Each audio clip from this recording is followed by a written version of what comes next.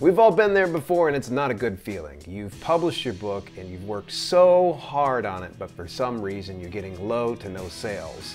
So in today's video, we're going to address why are my books not selling on Amazon KDP. Stay tuned. This is Self-Publishing with Dale, where you'll learn to publish books that sell and build an unstoppable author brand. I'd like to know, why do you think most indie authors struggle for sales anyway? Leave your honest comments down below. Also, if you stick around to the end, I'll give you a full action plan that's sure to set your next book launch on fire. So your book isn't selling much, if any at all. So what gives? Are there certain things you can do or certain things you can avoid? That way you can start to see some more book sales? Well, I've got news for you. There's actually a few indicators that we can focus on first and foremost. And I'm going to give you those 5 common issues of why your book isn't selling. The ad copy. Regardless of the price point, your book should definitely be selling, and one of the main reasons holding back the success of your book could be your book description, otherwise known as the ad copy. We can always show and we can always tell the customers what they can find within the pages of the book, but if we don't give a compelling reason for people to part ways with their hard-earned dollars to purchase our work, quite frankly, they're just going to go to another book that will compel them. But how exactly do you dial in the ad copy so that way people are more than willing to part ways with their money? I'd recommend you check out these 2 books from independent authors of Brian Meek's Mastering Amazon Descriptions or Brian Cohen's How to Write a Sizzling Synopsis. These 2 paint a really good picture and give you a better idea of what you're looking for, so that way it doesn't matter the price point, people are going to purchase your book. Price point. I know this seems kind of in contradiction to the very first point, but quite frankly, here's the thing is, we all are trying to craft a better ad copy, but in the interim, what we need to be is realistic about our value proposition. That value proposition is going to come in the way of the book description, and if it does not line up with that price point, well, quite frankly, people are going to say, deuces, I'm out of here, I'm going to go check out another book. So be real with what you have to offer within your book description. If for some reason it's not dialed in, then you may have to adjust that price point accordingly, because that unique value proposition that you paint within the book description is going to have an effect on what people are willing to spend. Now, by no means am I telling you to drop your books down to bargain basement prices so that way you can really boost your bestseller ranking within the Amazon Kindle bookstore or bookstore in general. But you may want to take a step back and think about where your price point should be according to what you have to offer within the context of the book description that you currently have. Book cover. Oh my goodness. So many indie authors have approached me and said, hey, I don't understand this. Why are my books not selling? And then they send me on over to their product page and I'm horrified to see their cover. Here's the deal, folks.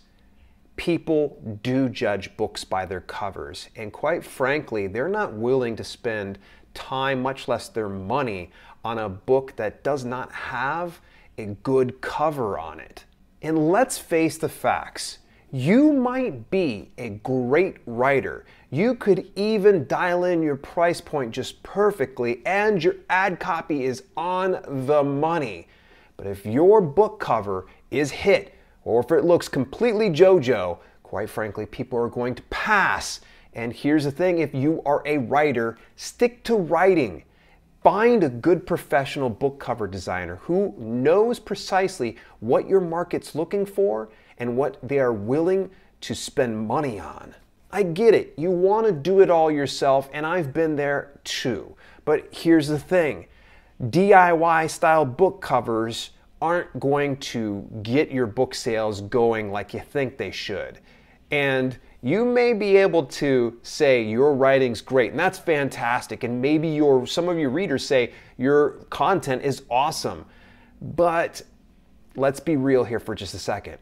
If your book sales are not very good, if any at all, then you may want to look at that book cover again and consider investing in a good book designer to take care of the heavy lifting for you. The competition.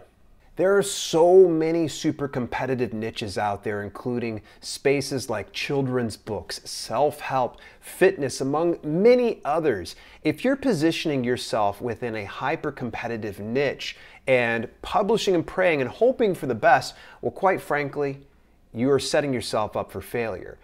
What I would recommend is if you do get into a competitive niche, be prepared to put in the work. It took me quite a bit of time before I could actually be heard above the noise within the fitness space. But to be honest with you, some of my footings kind of fell a little bit since I've been doing a lot more video content creation and not focusing on that fitness brand. I'm okay with that, but one thing I would say is I've at least have a bit of an advantage over other people that just publish one and done. What is that edge? Well, it's a brand. And an author brand is a bit of a promise to the readers, a bit of an expectation, if you will. What can your readers come to expect when they're coming back to you for other iterations or different versions of your book or future publications? Far too often I see some authors out there that believe that a brand is just simply your name and your pretty face. Well, your brand also includes a little bit of that promise of what readers can come to expect. So if you're finding that sales are not quite where they should be, but you've published numerous books, what you need to do is go back and review your current catalog. If you've got a Werebear Shapeshifter romance book, and then your next book is a home workout plan for seniors, and then your next book is a poetry book, and it's all underneath the same author brand, well, the issue is you're not really dialing in precisely what your readers can come to expect of you. And don't make the mistake of comparing yourself to someone like a Stephen King. Yeah, Stephen King could get away with something like that because he's a fairly prolific author who actually has quite an immense following. But for you, I would just really recommend that you get clear on who your audience is, how you're serving them, and how you can continue to serve them to build that larger author brand. Once when you get to a very wide reach, then you can pivot to other things that you want to experiment in. Marketing and promotion. Gone are the days of publishing and praying for the best. We used to could just go and find a niche that was low competition and it was real easy. We could just publish one book and then make money hand and fist. Well, those days are gone, folks. I'm going to be very real here with you. You need to get honest and you need to build some self-awareness about what your books are going to deliver to the world, and now you have to get out to the world and tell them about it. That's where good marketing and promotion come into play. If you can get out on a consistent basis and advertise that book, be it through paid advertising or various other marketing and promotion strategies. And speaking of marketing and promotion for self-published books, I actually have a full video series on that. We'll give you a couple unorthodox ideas, as well as some of the traditional ones that have worked for me and other indie authors too. So without any further ado, I'll see you over in the next video. If you aren't familiar with how to use Facebook ads properly, you're not alone. I have a tenuous grasp on the fundamentals of advertising on Facebook, and